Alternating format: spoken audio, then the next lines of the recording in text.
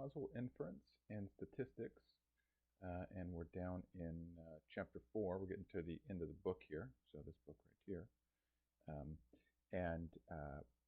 In Chapter 4, we're dealing with counterfactuals, and counterfactuals are a little bit more of a complicated topic, or a little more complicated of a topic than things preceding this. So in addition to doing just the questions, I'm also working through some of the examples. Now, most of the examples in the book have labels like example 4.5.1 or something like that. But the example here for mediation doesn't have a number like that. It's just called mediation example with binary variables.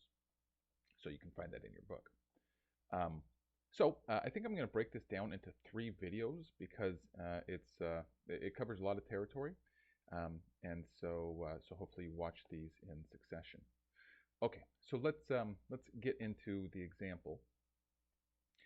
So we're returning to the encouragement design example from previously in the book, section 4.2.3, which looked like this. Okay, and so I think if I recall, there was some kind of intervention, X, that may improve exam scores, and it may do it either through some mechanism where they do more homework, or maybe encouragement itself, or the intervention X, increases exam scores. Okay, and so the model for that is given here, and you can kind of look at that, but you see how X is given by UX, so it has its own little error term here that's not shown in the diagram. H, homework, is a product of encouragement, X, and its own little error term. Okay, and then Y is, of course, CH right here plus BX here, and its own little error term. Okay, and we're supposed to assume that all of these error terms, they're independent, and as we move into the example here, the letters change. So X is the treatment, and so it gets referred to as T. H is the mediator, and so H becomes M, and Y remains Y. So hopefully you can keep track of that. There's a lot of things going on there. And here's what the different values mean. So if T equals 1, it means that the student participated in the enhanced training program. If M equals 1, this means that the student spent more than 3 hours per week studying. So remember, M is the mediator, so homework.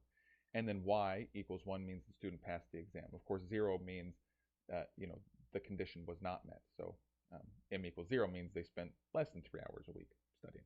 Okay. And so what we're doing here is mediation analysis, and so we're supposed to find out to what extent does homework, M, the mediator, M, contribute to the student's success regardless of training program, right? So we want to know, what is homework doing regardless of what happened with encouragement. I mean, that's kind of what mediation analysis is getting to. Okay. So in mediation analysis, according to the book, there are a lot of different things that we can look at, and these largely get broken down into things like total effect and controlled direct effect, and natural direct effect and natural indirect effect, and I think that might be all of them. But I hope that didn't fly by too fast. We're going to look at all of them in turn. Okay. Now I have broken these down into what I've called non-natural effects and natural effects, and I kind of made up that term, but it's because 2 of the effects are called the natural direct effect, and again, we will get to that when we get to that. I'm just kind of saying how this is all going to be laid out, and the natural indirect effect. Okay, so 2 of these have natural in the name, and so I have just by reflex called the other effects that are discussed non-natural effects. It doesn't mean that they're synthetic or something like that. I'm just referring to the fact that they don't have natural in the name. And they are the total effect as well as the controlled direct effect. Okay, so hopefully all this terminology is not blowing your doors out. If you've read the book, it should be easy enough to follow. So let's work then on the first non-natural effect, which is the total effect. Okay, so before going through some of the math here, let's just let's just think about what the total effect means here. We want the total effect on y of x in this case, or t. So for the program, which in this diagram is called x, but according to the example is called t. Well, there's a direct effect right here, right? So xb, and in fact you see that in the model for y, right? So right there, okay? And there's also something else that's happening, which is for the total effect of x on y, there is the effect of x that is mediated by h. Okay, well, so what is that? Well, then that's going to be x times a plus, or no, I'm sorry, let me rephrase that. It's going to be the path that goes from x to y via h, okay? And so a and c are going to make an appearance. And so if I want the total effect, well then the total effect is just going to be this path plus this path, the two paths, the direct and we'll call the other one the mediated or the indirect path. Okay. Okay. So let's try to work through the total effect, and we're going to work through it in various ways. Okay. So first, the book defines the total effect as the expected difference between y when treatment equals 1 and y when t equals 0. Okay.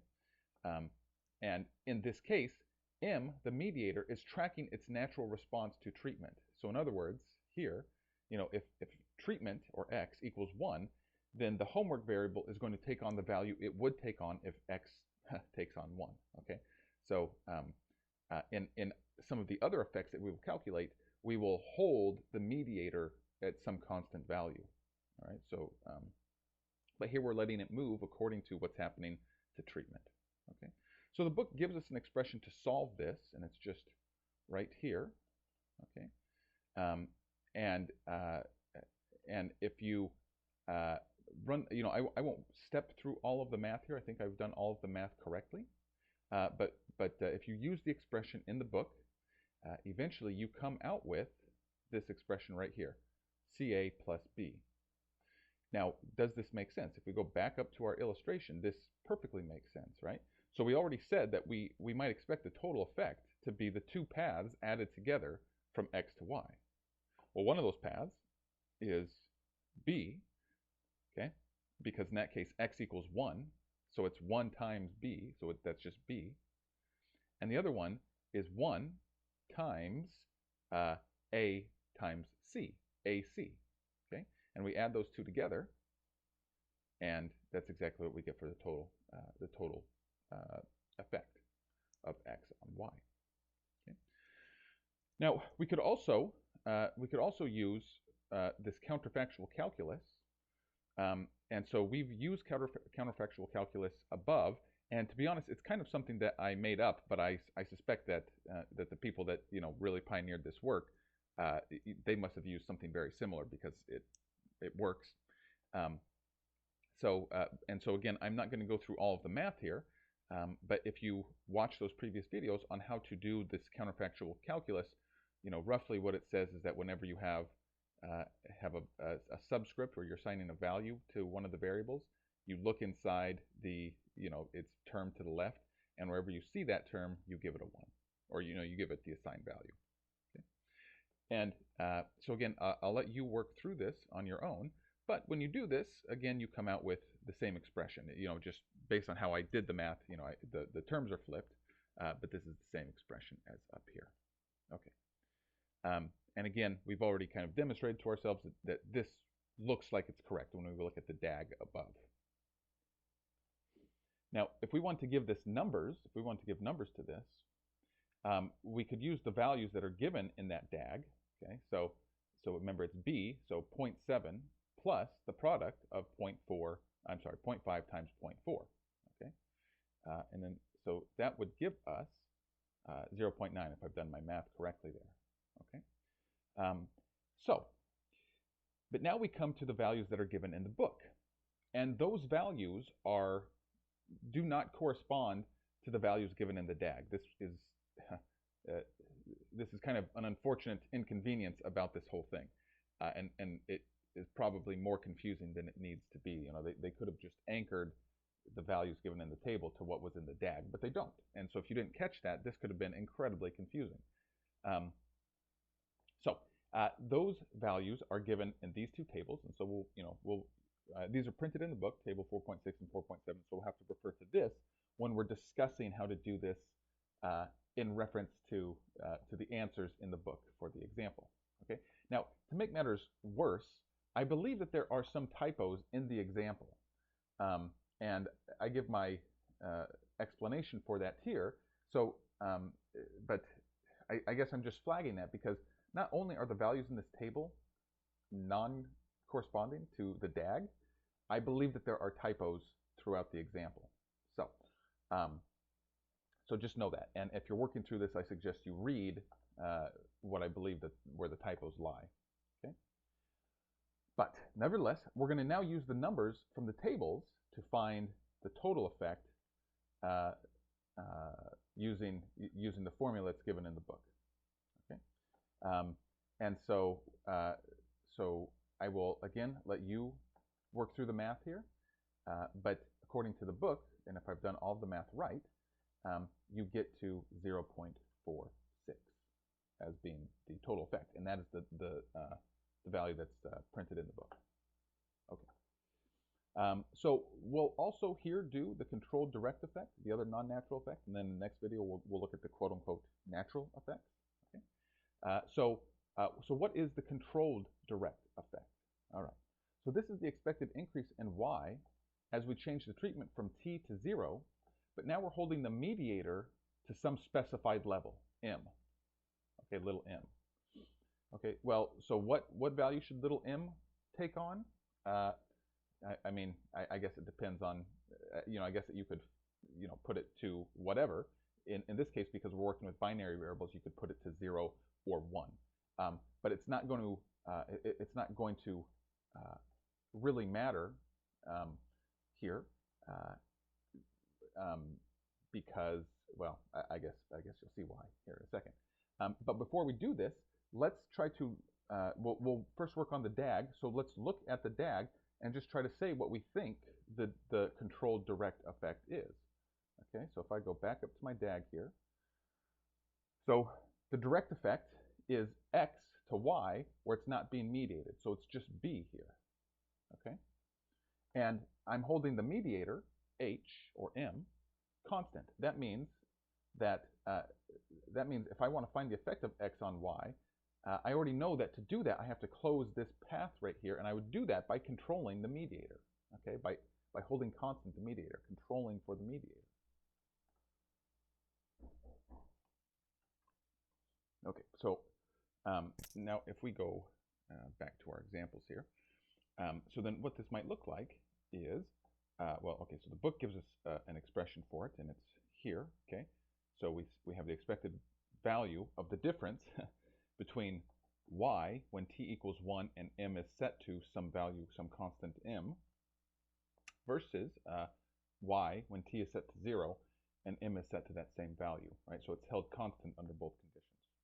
Okay, and again, you can work through just kind of the number churning here, but we come out with the answer that we expected, which is B. Okay, according to the DAG. All right, we'll get to the numerical example in a little bit here. And again, we can use this counterfactual calculus, which is I think really my preferred way of doing this rather than these formulas that the book gives. But again, now we can use counterfactual calculus for the same expression here, where we're pushing through all of these counterfactuals, and again, what we come out with is B. Again, I'll let you work through the math yourself. Okay?